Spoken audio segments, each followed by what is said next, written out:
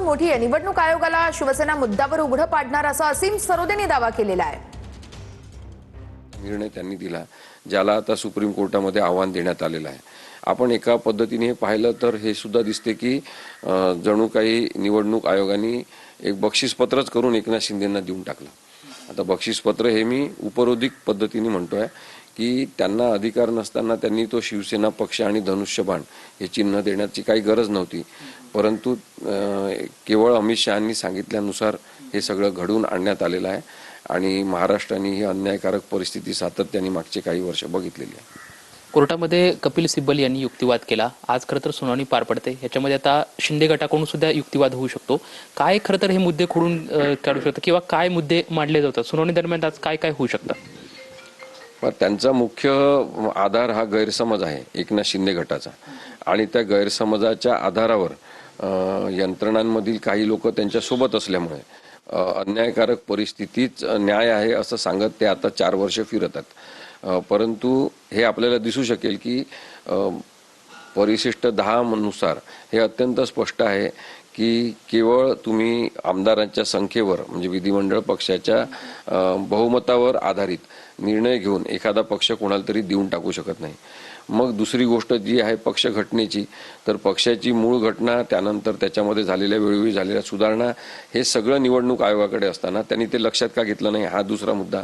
तिसरा मुद्दा आहे की 19 लाख साधारणतः लोकांनी, पक्ष संघटनेतल्या लोकांनी उद्धव ठाकरेंना सपोर्ट केला, प्रतिज्ञापत्र दाखल केले, तर ते प्रतिज्ञापत्र लक्षात का घेतले नाही?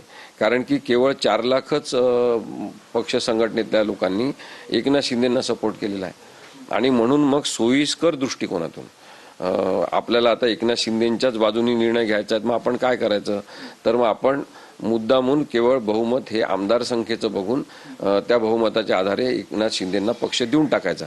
मग सुप्रीम कोर्टात मॅटर गेलं तर ते पेंडिंग राहील, तोपर्यंत आपलं सरकारचं कामकाज पूर्ण होईल, आपला कार्यकाळ पूर्ण होईल, या समजातून हे सगळं झालं। तसं तर त्यांनी घडवून आणलं।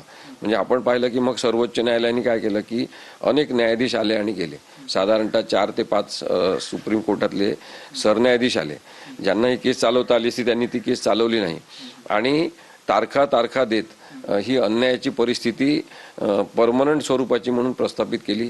एकनाथ शिंदेंनी आपला मुख्यमंत्रीचा बेकायदेशीर कार्यकाळ जो आहे तो भोगला आणि ते आता उपमुख्यमंत्री झालेले आहेत। पण मूळ प्रश्न हा आहे की ही लढाई काही उद्धव ठाकरे विरुद्ध एकनाथ शिंदे अशी नाही आहे, ही लढाई भारतीय संविधान विरुद्ध एकनाथ शिंदे अशी आहे।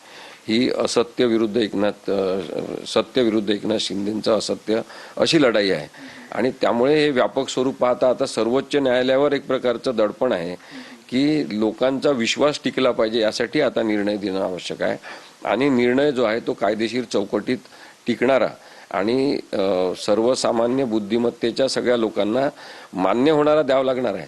तो कायदेशीरच असला पाहिजे। बेकायदेशीर निर्णयाची कोणीच अपेक्षा करत नाही, परंतु सतत जबाबदारी टाळण्याचा जो प्रकार झालेला आहे तो अन्यायकारक आहे असं मला वाटते।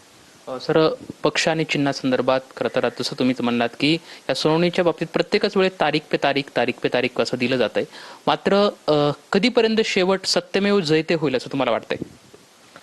आता कपिल सिब्बल सरांचा आज युक्तिवाद संपेल आणि त्यानंतर एकनाथ शिंदे यांच्यातर्फे निवडणूक आयोगातर्फे युक्तिवाद होईल, त्यांना काही दिवस लागतील असं समजू आपण आणि मग निर्णयासाठी काही काळ राखून ठेवण्यात येईल ही केस आणि त्याच्यानंतर निकाल लागेल असं समजलं तर आपल्याला या महिन्याभरामध्ये पुढच्या निकाल येईल असं मला नक्की वाटते आणि सत्याचा विजय झालाच पाहिजे। हे आता इतकं दबाव किंवा प्रेशर आलेला आहे, म्हणजे नैतिकतेचा एक दबाव आलेला आहे सुप्रीम कोर्टावर की सत्याचा विजय म्हणजेच उद्धव ठाकरेंचा विजय, सत्याचा विजय म्हणजेच मूळ शिवसेना जिंकली पाहिजे याचा विजय। त्यामुळे हे सिंबल हे जे आहे धनुष्यबाण हे सिंबल हे आता गोठवून टाकणं जाईल, म्हणजे एकनाथ शिंदे पण वापरणार नाही, कदाचित उद्धव ठाकरे पण वापरणार नाही, शिवसेना हा पक्ष त्यांना परत दिला जाईल आणि मग एकनाथ शिंदे कोणतं तरी नवीन सिंबल घेतील किंवा भारतीय जनता पक्षामध्ये प्रवेश करतील।